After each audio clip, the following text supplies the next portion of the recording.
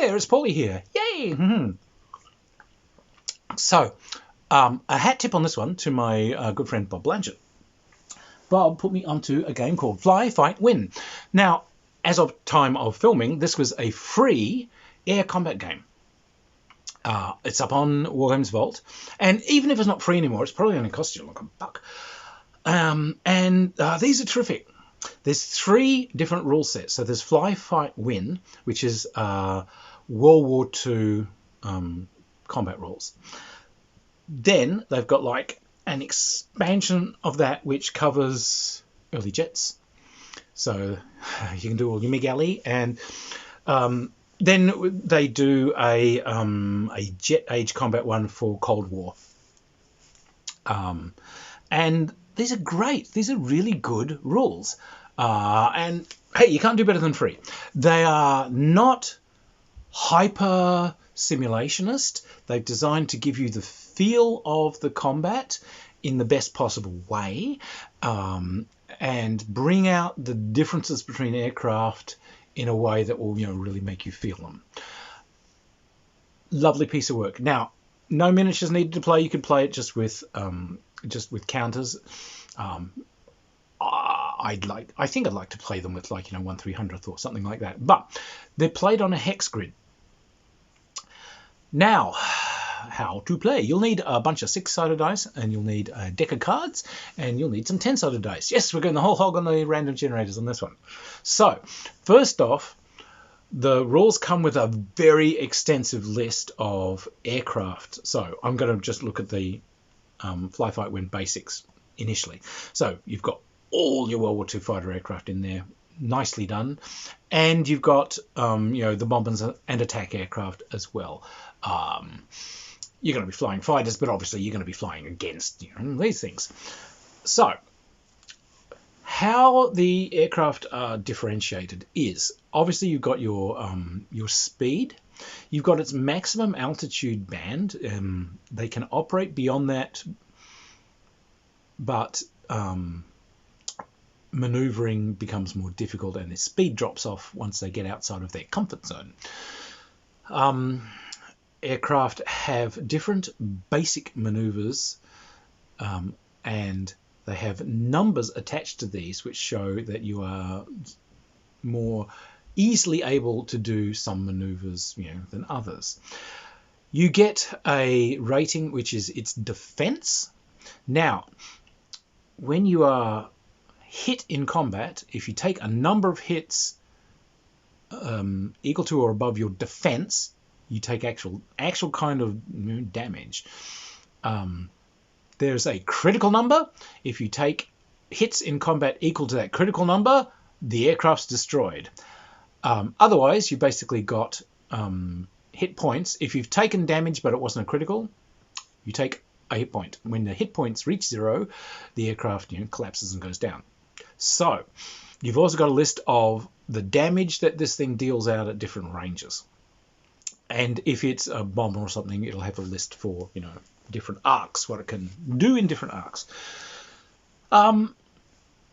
It's a really nice little game. So what you do is, when you are playing, you take a card deck, divide the red cards from the black cards, shuffle, shuffle, shuffle, and you're going to have a red and a black deck. Now, every aircraft, or if you're playing really big scale, you can have this, groups of aircraft, but, every aircraft, you get given a black card.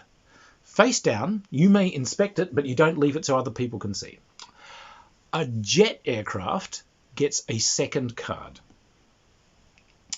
You also get given a red card. That is your firing card. Again, you can inspect it, but don't leave it where other people can see.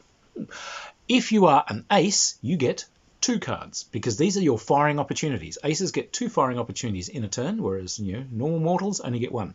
Now, the umpire starts basically calling down from the top. Aces are high, ace, kings, queens, jacks.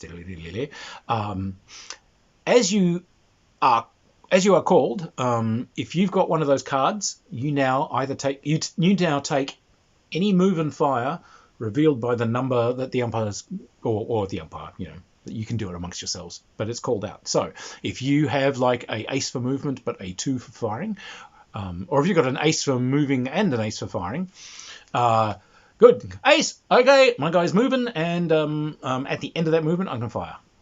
All right, fantastic. Kings, all right, one of the other guys. Now he gets a king to move, but he's not firing till an 8, so he just has to sit there. So that's why having the multiple moves. Now, the Jets, at the end of the thing, once everyone gets their first round through of movement, the Jets... the Jets can just play their second card as it comes up. That's right. Now, when they get their second movement, they just add an extra 2 hexes to their normal movement. Boop, boop, they just get the extra 2. They can turn when they do that, of course, but, so they get that extra boom. And can literally pull themselves out of your fire arcs and damage range, which is a pain in the bum, which is good. Jets should be a pain in the bum. Right, so you have simple maneuvers that you can do. Anyone can do simple maneuvers. There's a list on your speed for what counts as your maximum speed, but what also counts as sort of low speed for your aircraft. It is easier to do maneuvers when you are at low speed, obviously. Now, there's a whole list of different simple maneuvers that you can do, which are all well illustrated, and essentially they allow you to turn the aircraft, to roll the aircraft, side slip the aircraft, etc. More elaborate movement, like doing Immelmans and split S's and wingovers and all these sorts of things, those are advanced maneuvers. Now, somewhere in the turn, everyone can do an advanced maneuver. Aces can do any number of advanced maneuvers they want. You do get pilot skill in this, so you sort of rookies onwards up to aces, can get a numerical add. But the maneuvers that you do, you have a set number of hexes you must go straight between doing maneuvers, depending on how clumsy your aircraft is. It's all there in your stats.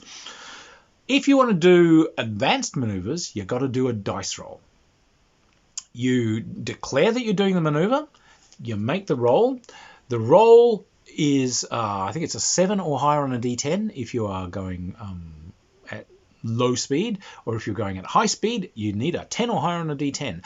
But your dice roll, you add to that the numerical bonus for that sort of maneuver that's written down on your chart. So yes, I'm going to do a tight turn. Okay, I'm flying a M60. Well, that gets a huge bonus for doing tight turns. I guess I got +4 for doing tight turns. I'm going at maximum speed, 10 or higher. Hell, 6 or higher. All right, fine. And I might also have a bonus for my pilot skill. Yeah, I got a level 2 pilot. 4 or higher. Yeah, I'll make it. But if you fail the roll, then it defaults back to the root simple maneuver it came from. So if I'm doing a tight turn to the right, but fail the roll, I do a basic turn to the right. So I might not get to where I had been planning to, and instead of cunningly getting on someone's tail, I might, I've screwed it. I've crossed into someone else's firing arc. All right, fair enough. So quite a nice little system. Again, I've tried it. The cards giving you the different firing opportunities and so on does mean it's not quite as planned and static and antiseptic as many air games are. The fact that you've got those timed moments when you're allowed to shoot. So now this guy's crossing over you. Oh shit, I missed the chance. He's gone. All right. But now it's my movement. Now I'm going to get onto his tail, etc. So, so a lot more fluid. So I think this is an excellent solution to the core problem of air games of trying to make those fluid opportunities blossom. The damage is really interesting. I like that. So what you do is, for the damage, you're listed for a number of D6 that you roll at set ranges to damage. And so what you're looking for is to get numbers that are above the other guy's defense. And if he's got a defense 4, okay, and I've got 66, rolling 6 dice, I'm looking for 4s or higher to hit him. You count the number of hits. If they're higher than his critical, you bluded him up. But if it's not, you just take 1 hit point off the plane. So that's where you get to see, again, some colour coming in. So like those Japanese aircraft will have in early war, Zeros and so on, are going to have fairly low critical scores. It's fairly easy to torch them because, no armor, no self-sealing fuel tanks, etc. But they turn like hell, climb like an elevator, etc. So it's like great dogfighting aircraft, but it's flammable. There's a really good array of different aircraft and so on, and so you can sort of really get the flavour. They've done a good job. It's all in there. Everything from Brewster Buffaloes to German jets and Meteors, and they're all in there. There's rules in there, obviously, for doing ground attack and bombing missions and all these sorts of things, so that you can bring strafing and bombing and all that kind of cool stuff into play if you wish. And so you can do missions that are protecting ground support aircraft or protecting bombers, or you can do things where you're trying to bust up the American bomber streams, the Luftwaffe. You can do all that sort of stuff. So it's not like infinitesimally accurate, because that's not what they were going for. It was playability and flavour. Does it feel like an air combat? Yes, it does, because of that card initiative system. The dual system for movement and for firing is great. And I really like the way you can do simple maneuvers, roll for the more complex ones, but if you screw that up, you end up with a simpler one. So you can end up not being where you were hoping to be, and you're going to have to live with it and keep kind of planning on what you're going to do now that things didn't work out quite the way you wished. The later jet stuff is kind of cool, particularly when you get into MiG Alley. It's way harder to kind of score a hit. Things are quite agile because everyone gets that second move. So it's like, it really just, I'm on his tail, I'm on his, there's this real kind of, people suddenly do a boost and zoom. So it's got a really good zoom to it. Again, I have a hellish fixation with kind of Korean War air combat. So, this was fun to see. The later jet stuff, later jet stuff was interesting because you're having to get missiles. So what happens with missiles for that is you've got different arcs in which you can lock on with the missiles, and different tailing arcs for the missiles, depending on, is it a narrow aspect heat seeker, is it a wide aspect heat seeker, is it a radar guided missile, or is it a self guided radar missile, etc. You've got the different things all coming in at different eras, etc., etc. You can also use, in the later aircraft, you've also got afterburners. You have to start watching your fuel in that one. Everyone's got a set number of burns they can do, and essentially you get a couple of extra hexes of speed when you go for afterburners. And as in so many of these things, afterburning is really useful to power you up through a climb, because you'll just take that speed and change it to height. But yeah, what happens is when you fire a missile, you basically put a missile counter on the board, and it will move as a thing, but it's got its own movement. It heads straight towards the indicated target. If you've got tone, it heads for whatever you got the tone on, but it'll make a beeline for that.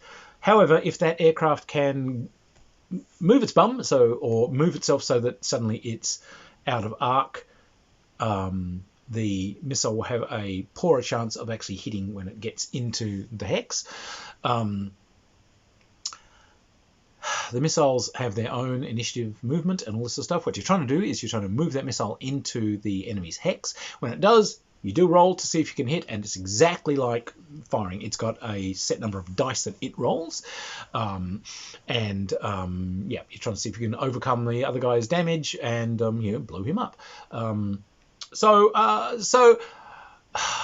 lot of jet things are almost unplayable, whereas this, at least you're ducking, diving and rolling and trying to throw the missiles off. You've got flares and chaff and all this sort of stuff, set loads that you can use to try and throw the things off, and but you've got to watch those stores. So obviously the jet combat's a little bit more complex because you've got a little bit of bookkeeping. You have to have a couple of counters or something for each aircraft to just note. Yep, I've got flares and I've got chaff, or I've got I've got two countermeasures and I've got 4 missiles. Here's my load. Woo! But great fun. Ducking, diving, fly me to the danger zone. You can have great fun. It's a good set of rules. Again, for free? Hell, why not? But no, it's got a ton of flavour in it. It's got those later jet ones. They've got all the aircraft in them. Huge lists of aircraft, all done for you. You can just dive straight in there and play. I've seen some really good miniatures and so on done for air combat. I mean, sure, everyone's seen the cool World War II stuff and everything. I've seen great stuff with people doing like missiles, a length of pipe cleaner, with the end more painted, sort of more flame colors, and take one of the missiles from a kit and put that there, and that's on a wire. And so that's that's the missiles going out. They look fantastic on a board. They really do. I've got a lot of Arab-Israeli war aircraft here, sort of Yom Kippur War and so on. Another one of my hellish fascinations was all the early all the early wars in the 70s and 60s and this sort of stuff. And and those are great fun to play. These are great rules. I think, to be honest, looking at them, I think they'd be my preferred air combat rules at the moment. They are simple. They're great fun. Like I said, they do a good job of really simulating that hectic flow and the flashing open of opportunities. And they're not so complex that you can only run one aircraft. So you can run several aircraft is not a problem. You can thoroughly entertain yourself with a one-on-one dogfight, but there's no reason why a player can't be running, 3 or 4 aircraft. That damage system's easy to adjudicate. So great fun. So take a close look at them. Fly, Fight, Win. They're up there on the vault. So anyway, if you've enjoyed the reviews, by all means, please hit like, hit subscribe, tell people about the channel. Do tell people about the channel. I'm thundering forwards towards 2,000 subscribers. It would be great to have more. And it's been lovely being a voice for indie publishers. We need to have ways of getting our stuff heard, letting other gamers know what the hell we're all up to. So as I've said, if you've got a set of rules that you've had published, I'm very happy to take a look. Anyway, I will see you guys around the gaming table someday. Look after yourselves, and cheers everybody. Bye.